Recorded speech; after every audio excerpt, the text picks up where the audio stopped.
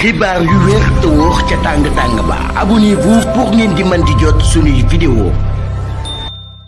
dal leen ak jàmm seen chaîne bi di Buzz 221 HD kii di Alioune Tine dàkku personnalité publique bu kenn dootu présenté ci réew mi di Sénégal fësal na ay kàddu daal di koy jëmale ci lu juge bi nga xam ne moom moo waroon a daal di àtte kii di Abdou Nguer jëlee bés bu mu ko waroon a daal di àtte daal di koy toxal daal di koy yóbbu le 20 mars 2025 bi ñu jëm te ne li ni mel du dëgg waaye tamit ne du yoon si li ni mel buñ sukkandikoo ci kii di Alioune Tine ne lu leer ba am moom mooy que ne Abdou Nguer flagrant délit la daal di amal ci réewu Sénégal te ne à ce titre ci nu mu gën a gaawee lañ ko waroon a daal di àttee ci biir tribunal grande instance bu Dakar ne lu leer ba am nag moom mooy que ne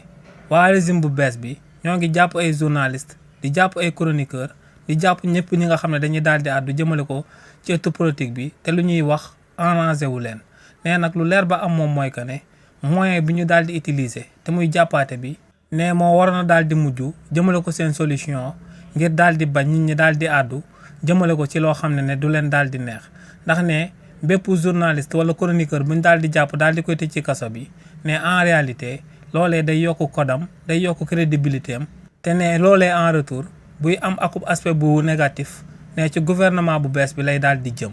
donc ne lu leer ba am moom mooy que ne gouvernement bu bees bi dañoo war a daal di bàyyi ñëpp